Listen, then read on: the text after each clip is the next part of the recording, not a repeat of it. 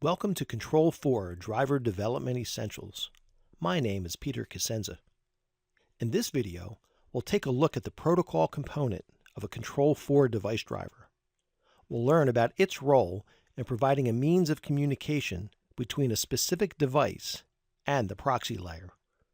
In doing so, we'll examine how commands are received by the protocol, what the protocol does with those commands, and then review its ability to notify the Control4 system of a change of state within a device. Throughout this video, we will examine driver schema and discuss concepts detailed in the 301 level video series. In order to gain the most from this training module, we strongly recommend viewing those videos prior to this one. Additionally, this video has been created as a subsequent training module to the previous video, a look at the proxy driver. A review of this content is also recommended before proceeding. Previously in our training, we defined a protocol as containing the definition for a specific device, and they are comprised of functionality that is unique to a specific device. In this video, we are examining a protocol driver. When we refer to a protocol driver, we are referring to the implementation of a device's protocol in the form of a Control4 driver or C4I file. When this driver is added to a Control4 automation system, device control is dictated by the functions defined in the device manufacturer's protocol documentation. User interaction with the device is provided from a proxy or proxies in the form of the Control4 Navigator UI. User interaction is also supported with system programming such as button presses or events. Throughout this video, we'll use a receiver driver for our examples. More specifically, we'll be using the Anthem MXR700 serially controlled receiver driver. To start, let's reiterate a point that we discussed in the previous training video, a look at the proxy driver. The protocol driver receives a command from the proxy through the Receive from Proxy API. When the protocol driver receives this command, it will attempt to handle it.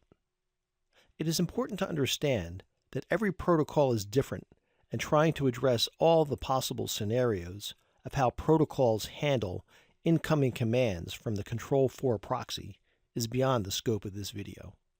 However, in our example, we can look at two areas of our driver code to see how this receiver protocol handles an on command.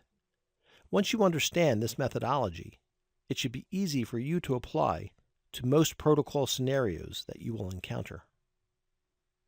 If we look at the script area of our driver, we can see a section identified as Proxy Functions. This area is where we have identified the Receive from Proxy function. Not far below this, we can also see where we have identified our on command as being a command that our protocol will expect to receive from the proxy. At this point, our protocol has successfully received an on command from the proxy. Its next step is to power on our receiver. Our receiver is controlled using a serial connection. This connection type dictates how the protocol communicates with the receiver. The protocol will use an API called Send to Serial to pass the device an on command that it will understand. Other Send to APIs exist, such as Send to Network and Send to IR. If we look at our driver code, we can see that the Send to Serial function is defined. It requires passing the serial binding ID and the command string in the appropriate format.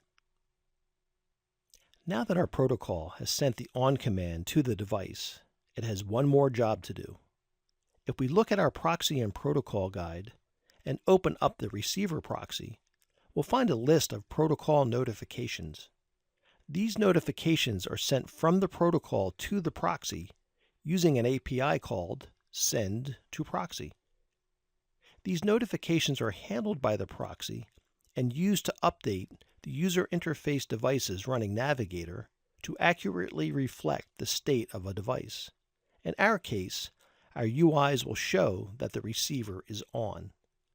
By definition, this is what makes up a two-way driver. Communication from the proxy to the protocol and then to the device represents one way. In the case of an IR driver, the communication loop ends here. However, when the device supports the ability to communicate back to the proxy, it does so through the protocol. And this half of the communication loop makes up a two-way driver. As you can see, the protocol driver acts as a sort of translator. It has the ability to speak the language of the proxy, as it can understand and handle the proxy commands it receives, as well as send the proxy notifications. It also has the ability to speak directly to the device, as it can translate proxy commands into a format that the device can understand and handle. The protocol plays a critical role in the communication model that is the foundation of the Control4 automation system. The purpose of this video is to provide you with an understanding of the protocol's abilities and interaction with the proxy layer and the device. This concept is a critical step in becoming a successful driver developer. As you continue with the 401 level of training modules and eventually move into our template training videos, you'll learn about numerous other commands and functions that assist the proxy and the protocol in moving data through the Control4 system architecture. By continuing through this training series, you will gain all of the information necessary to write fully functional drivers that adhere to a documented set of best practices.